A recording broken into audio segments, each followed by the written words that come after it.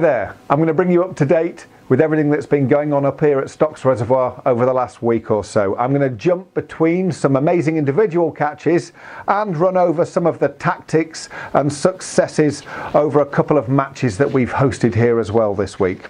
I've got to start with Matt Turner.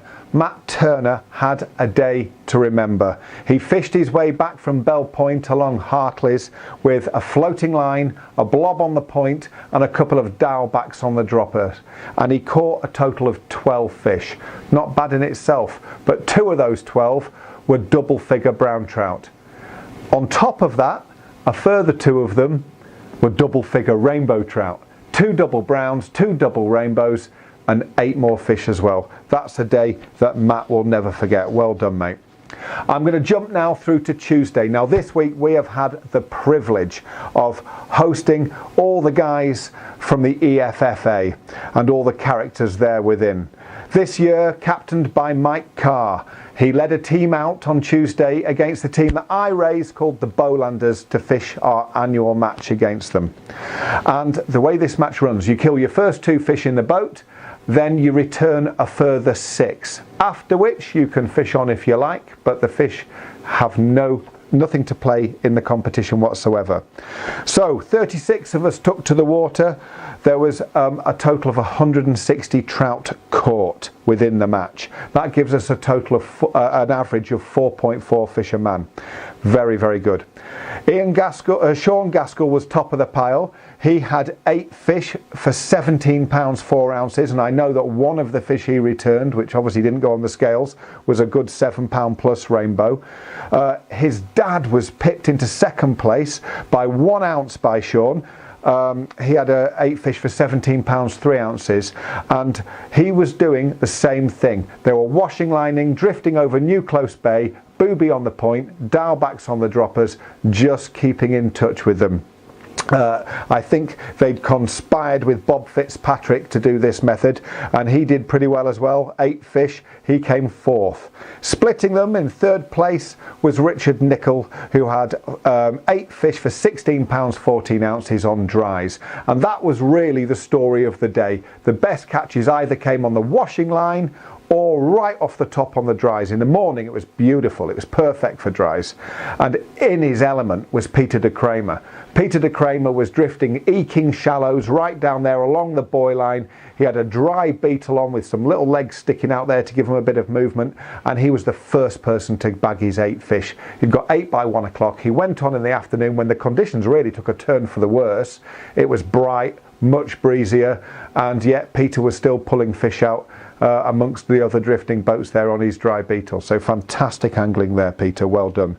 The result of the match ended in a narrow victory to the Bowlanders, so well done fellas, a well-deserved win there. I can say that I got things slightly wrong that day. I had a fantastic day out with Mike Carr, he pipped me with 4 fish to my 3, but I need to have a chat with Bob Fitzpatrick before these matches, I think.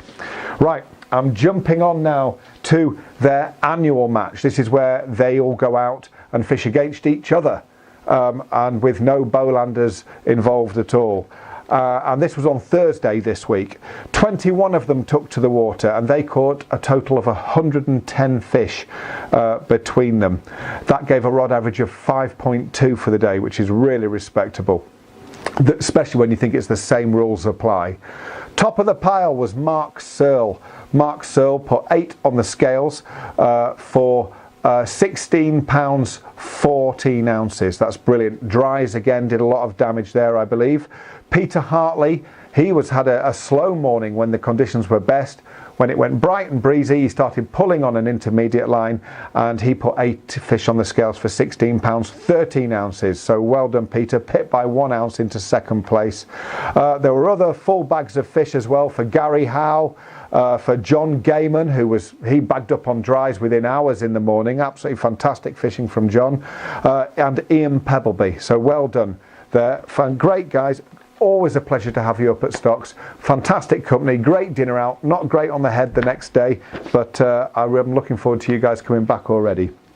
Right, So jumping through now to yesterday, that is Friday, we had one absolutely exceptional catch. It was windy, it was blowing a hoolie, we had white horses across the reservoir. For a lot of the day we had great sunny spells as well. Doesn't bode well for good fly fishing, but Neil Ashworth went out. He anchored his boat just off Hartley's there. For those of you that know Hartley's bank, it was near the memorial bench there from Mrs. Bell's bench, and he cast towards the shore. He had again blob on the point, dialbacks on the droppers, and he had a cricket score of fish. I'm not sure on his final tally, but I know it was well over 20, going over 30 fish to the boat. So, and considering he only turned up around lunchtime and fished through the afternoon, amazing angling again, Neil, well done, awesome fishing. And we've had 2 tagfish caught this week as well. We've had James Kendall, he caught a tagfish, earning him a £50 tackle voucher, and Bob Fitzpatrick, mentioning again, he had a tagfish, part of his 11 fish catch. He was evening the numbers up on Thursday. Another great catch of fish. One of them tagged, won him a full day 5 fish ticket. Being a season ticket holder, that wasn't much good to him, so we've converted that into a tackle voucher for him. That brings us to today. Now, today has been moderate southerly wind, cloud cover for most of the day. The rain stayed off, we had a little bit of drizzle. We've had some good catches, but they haven't just been jumping on the hooks. You've had to work for those fish. The rod average is going to end up somewhere 4.5, somewhere like that on the boats, I think, and maybe a little bit less on the bank. But I've got to talk about Andy Cooper. Andy Cooper went round into New Close Bay, right into the shallow corner there of New Close, and slowly drifted his way out.